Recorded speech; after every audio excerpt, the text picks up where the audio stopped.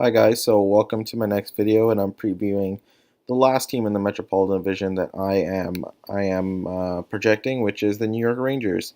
So I have them finishing 8th in the Metropolitan Division. They missed the playoffs last season. They started the rebuild, however. They traded Ryan McDonough, JT Miller, Rick Nash, Michael Grabner, replacing them with youth. And I really do like their youth guys like Chittle and Elias Anderson and Keandre Miller and the Russian kid they drafted in their top 10, his name is blanking on me right now, and Nils Lundqvist.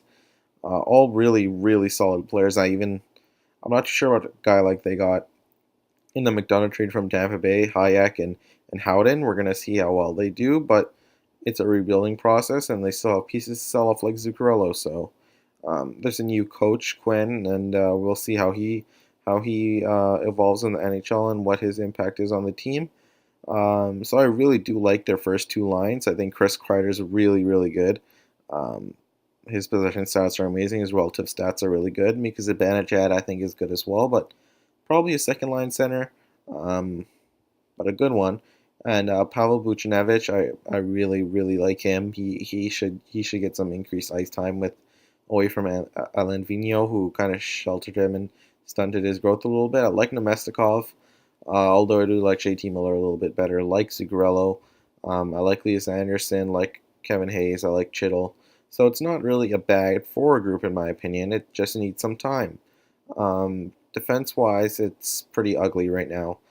Brady Shea is good, but he's probably a second pairing guy. Kevin Shattenkirk's also not bad, but he's the second pairing guy. Mark Stahl isn't very good. And Anthony D'Angelo is terrible. Um, Pyong is not very good as of right now, and Brendan Smith isn't very good at all. King Henrik is still decent, but he's getting older. So in terms of their on-ice results, they're pretty ugly. Actually, they're horrible. Corsi for percentage, Corsi 4 per 60, and Corsi against. So in terms of the shot suppression, shot generation, they were either 31st or 30th. So Corsi for percentage 45.12, which is 31st in the NHL. Corsi for per 60, 45.53, which is 30th in the NHL. Corsi against per 60, 55.38, which is 31st in the NHL. So their structure was non-existent last season. I don't know if that's personnel or system. Definitely a bit of both. Can't have that terrible on-ice results without having a lot of issues. Goals for per 60, 2.13, which is 27th. Goals against per 60, 2.65, which is 29th. Expected goals for per 60, 2.39, which is 8th, which is not bad. So you can see that they were trying to funnel shots there from the high slot, but that didn't turn up in terms of their actual goals for. Their expected goals against was 2.67, which is 31st in the NHL. So they were really bad defensively with no structure, and that's to be expected, especially when you trade away a guy like McDonough halfway through the season or more than halfway through the season. But they're building towards the future, so who really cares? In terms of their PDO, it was 18th at 99.73, so slightly unlucky.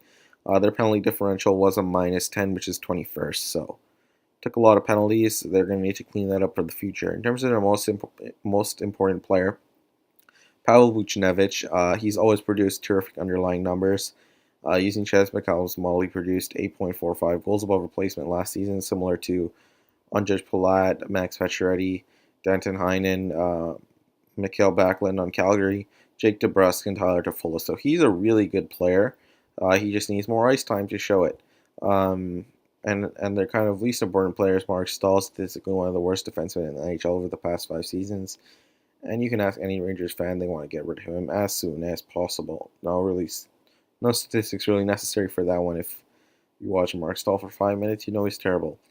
In conclusion, this will be an ugly season in my opinion. I don't think Rangers fans will mind that too much if they tank for another season, kind of build up their draft picks, and going forward can build up through their youth. But I can definitely see the light at the end of the tunnel. I really like the work GM Jeff Gordon has done here, and if the rebuilding is done properly, they can contend for a cup sometime in the near future. So, in conclusion, thank you for watching my video. I really appreciate it. Please like and subscribe, and I'll see you in the next video.